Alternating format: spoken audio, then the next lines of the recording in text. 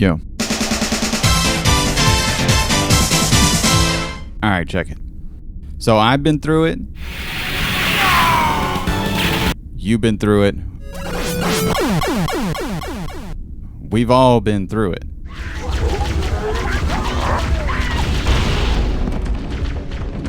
T-Vi's been through it.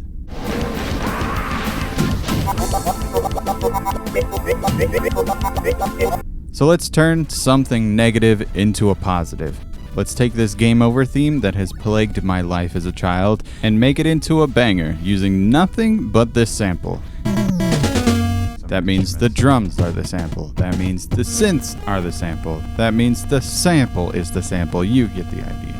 Now, I'm not the only one actually involved this time because this came up in my Discord, link below, as a kind of challenge between Chip, James, and I.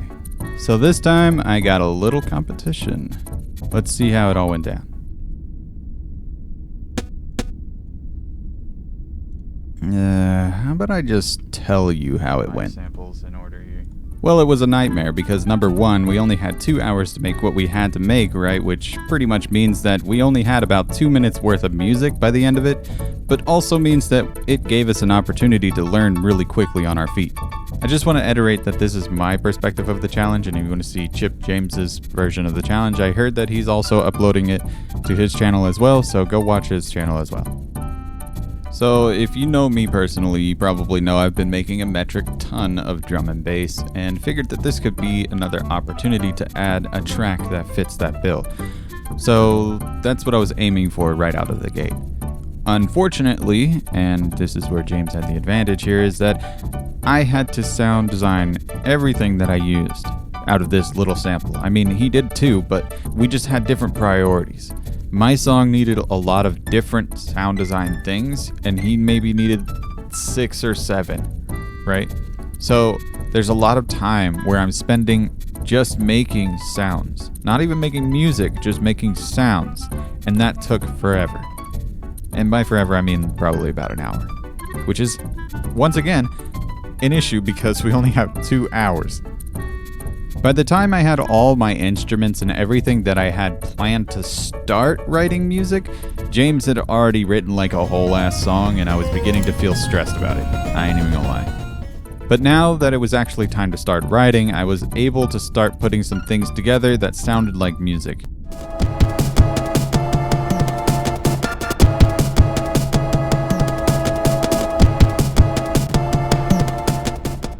And I mean, wasn't exactly what I was aiming for, but that's the interesting thing about music whenever you're setting out to do it in the first place.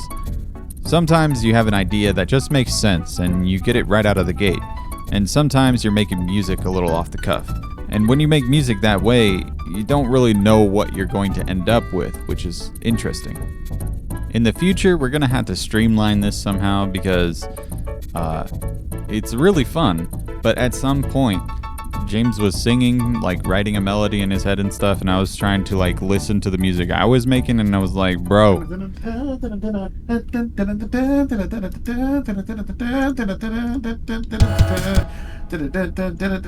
Boy, shut your ass. Trying to hear my shit.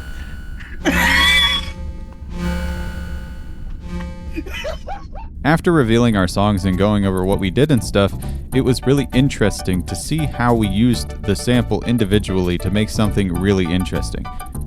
Some of his samples were so clear when you listen to them in the mix, but when you listen to them on their own, it was like, why is it cut off in a weird way or whatever, blah blah blah, you know.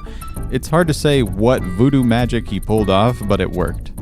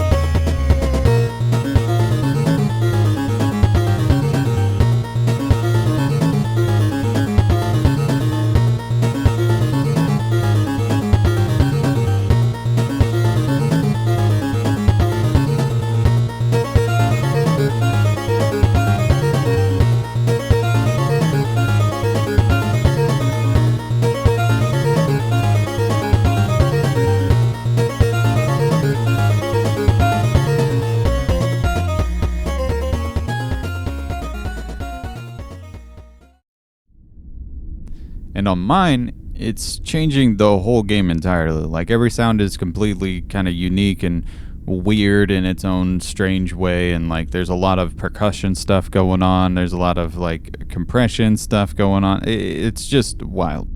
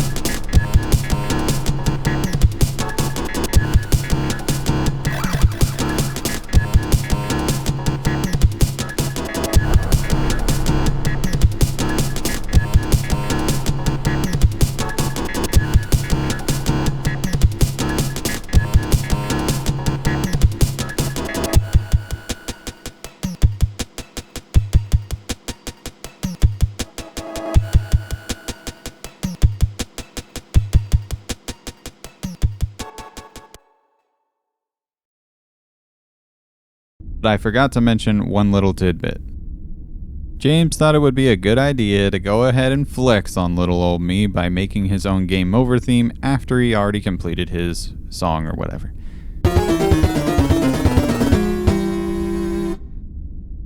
Okay, James, okay. After everything is said and done, I think I've learned a valuable lesson. And this won't always be a thing that happens to me learning a lesson, but I definitely did this time. I was able to write a track that felt like it had a lot of fidelity, right? And James wrote a track that had a lot of composition. I have been so focused on making things sound good that it took away from what I wanted from music in the first place, which is composing it and putting it together.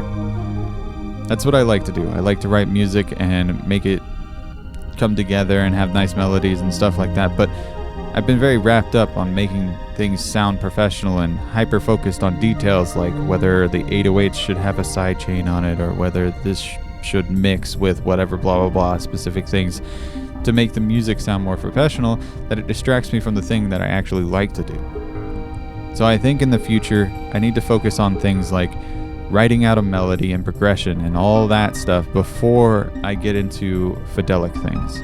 Because I still like the way that it all comes together and how everything correlates. However, I'm missing a major component that makes me happy when writing music. Anyway, I hope you guys enjoyed the video. I plan on doing more of these, so if you're interested, hit me up on Discord. And you'll get an announcement eventually, and then you'll be a part of it too. If you want to see some more videos by me, I have a whole playlist of making songs in the style of kind of thing where I called it composing for. You can watch that here. I made some interviews and stuff. There's a lot of variety on the channel, but maybe you'll find something you like. Anyways, I hope you have a good one. Later.